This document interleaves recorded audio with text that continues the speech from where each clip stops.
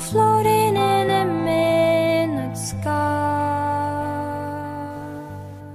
El intercambio de gases que ocurre durante la respiración es esencial para lograr la oxidación completa de los alimentos y obtener energía para el resto de los procesos corporales. Esta es la principal función del sistema respiratorio. El sistema respiratorio está constituido por las fosas nasales, la boca, la faringe, la laringe, la tráquea, los bronquios y los pulmones. Los pulmones son los responsables del intercambio gaseoso y de la eliminación de sustancias tóxicas y patógenas que incorporamos del ambiente. Los pulmones son órganos pares que se ubican en la caja torácica, protegidos por las costillas y separadas de ellas por una pleura. Están compuestos básicamente por unas pequeñas estructuras en forma de sacos, llamadas alvéolos, que les confieren una gran superficie de intercambio a los pulmones y establecen una estrecha relación con los capilares sanguíneos. El diafragma es un músculo transversal que separa la cavidad torácica del abdominal y se encarga de distender los pulmones, aumentando su capacidad hasta unos 4.000 a 6.000 centímetros cúbicos.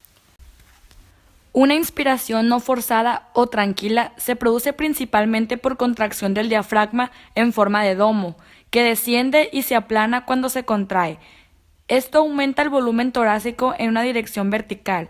La inspiración es auxiliada por la contracción de los músculos intercostales paraesternales y externos, que elevan las costillas cuando se contraen y aumentan el volumen torácico lateralmente. Otros músculos torácicos quedan involucrados en la inspiración forzada. Los más importantes de estos son los escalenos, seguidos por el pectoral menor y en algunos casos los músculos esternocleidomastoideos. La contracción de estos músculos eleva las costillas en una dirección antero-posterior.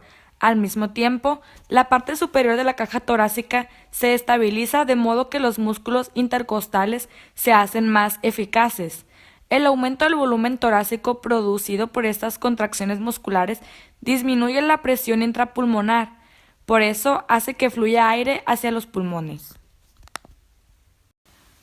Durante la respiración, el aire penetra por las fosas nasales y sufre un proceso de acondicionamiento mediante el cual es calentado, humedecido y filtrado. Pasa de la faringe a la laringe y de esta a la tráquea, la cual se dilata, permitiendo el paso del aire hacia los bronquios. Los bronquios se ramifican en otros cada vez más finos que desembocan en los alvéolos pulmonares, donde finalmente sucede el intercambio de gases. Los alvéolos son pequeñas bolsas de aire ubicadas en la parte terminal y más pequeña de los pulmones, los bronquiolos. A su vez, estos sacos de aire se encargan del intercambio de gases dentro de los pulmones. Una de las funciones más importantes es el intercambio de gases dentro de tus células sanguíneas, cuando cambian los desechos por algo que éste necesite. Este cambio entre dióxido de carbono y oxígeno es regulado por una serie de señales biológicas que tus células sanguíneas usan para comunicarse con tus tejidos acerca de lo que ellos tienen, lo que ellos quieren y de lo que ellos necesitan deshacerse. Es lo que nos permite realizar tareas físicas exhaustivas como escalar una montaña. La hemoglobina contiene 4 cadenas proteicas, las cuales contienen cada una un átomo de hierro que se enlaza con el oxígeno. Así es como la hemoglobina transporta oxígeno por el cuerpo. Pero el hecho es que la afinidad de la hemoglobina por el oxígeno no siempre es la misma, ya que en algunos sitios necesitamos que la hemoglobina tenga una alta afinidad por el oxígeno para que pueda captarlo fácilmente, y en otras necesitamos una afinidad más baja para poder soltarlo con una mayor facilidad para nutrir nuestras células. Entonces, ¿cuándo sabe la hemoglobina cuándo recolectar y cuándo dejar ir el oxígeno? Esto se da principalmente por la presión parcial. Al hablar de aire, que es una mezcla de gases, su presión parcial es aquella que queda si eliminamos el resto de los componentes de la mezcla.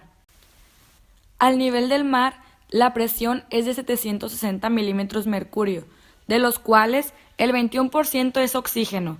Entonces, la presión del oxígeno será de 160 milímetros mercurio, y cuando el aire entre en nuestros pulmones, incluyendo el aire que aún no se exhala, la presión parcial del oxígeno cae a 104 milímetros mercurio. Y en la sangre que llega a los pulmones después de haber distribuido el oxígeno en todo el organismo, la presión parcial del oxígeno es de solo 40 milímetros mercurio. Esta gran diferencia de presiones le facilita al oxígeno su movimiento del exterior al interior del plasma, debido a que los gases siempre se difunden hacia sitios de menor gradiente de concentración. Esto es lo que dificulta la respiración a grandes alturas, debido a que la presión del oxígeno en el aire es muy similar a la que hay dentro del organismo, lo que hace que la difusión disminuya. Cuando el oxígeno se adhiere a la hemoglobina mediante el enlace propio del oxígeno, esta se denomina oxihemoglobina, la cual viaja por el torrente sanguíneo a una presión de 100 milímetros mercurio, lista para liberarlo donde más sea necesitado, como en tejidos activos tales como el corazón, cerebro y músculo. Lo consumen rápidamente disminuyendo su presión parcial alrededor de 40 milímetros mercurio. Pero la presión parcial solo es un factor de los que controlan estos mecanismos. Toda la actividad metabólica en los tejidos también influyen en esto, especialmente en la producción de calor y dióxido de carbono, las cuales estimulan la liberación de oxígeno al bajar la afinidad de la hemoglobina. Por ejemplo, al realizar una fuerte actividad física, los músculos necesitan nutrirse con mucho oxígeno, lo cual se logra gracias a la menor presión parcial de oxígeno en tus músculos. Pero una fuerte actividad física también elevará la temperatura en el tejido, la cual cambia la forma de la hemoglobina de forma que disminuye su afinidad por el oxígeno. Así que cuando la hemoglobina llega al tejido activo, liberan una mayor cantidad de oxígeno. El dióxido de carbono aprovecha la liberación de oxígeno porque también se puede unir a la hemoglobina, disminuyendo aún más su afinidad por el oxígeno. Este aumento de dióxido de carbono en el torrente sanguíneo aumenta la acidez de la sangre. Cuando el dióxido de carbono se disuelve en la sangre, forma ácido carbónico, el cual se disocia en bicarbonato e hidrogeniones, los cuales se adhieren a la hemoglobina, cambiando su forma, haciendo que su afinidad por el oxígeno sea menor. La hemoglobina cargada con dióxido de carbono viaja por las venas de regreso a los pulmones, donde encuentran una nueva carga de oxígeno inhalado.